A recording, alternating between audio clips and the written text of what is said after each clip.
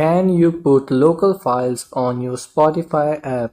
Hello and welcome to our channel. In this tutorial, I'm going to show you how you can put local files on your Spotify. So please watch till the end to properly understand the tutorial.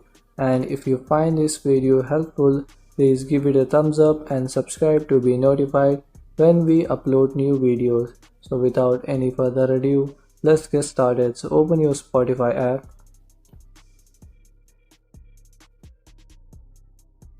And now here go to settings in the top right corner. Now here scroll down.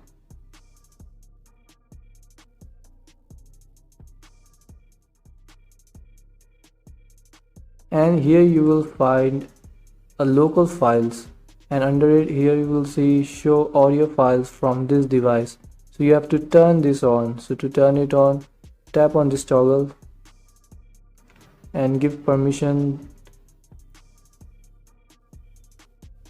Now once you have turned this option on, you have to go into your library, and in your library you will see this local files. Tap on it and here your added audio files will appear. You have to wait for some time and your local files or this song on your device will show up here. So this is how you can put local files on your Spotify app. Thanks for watching.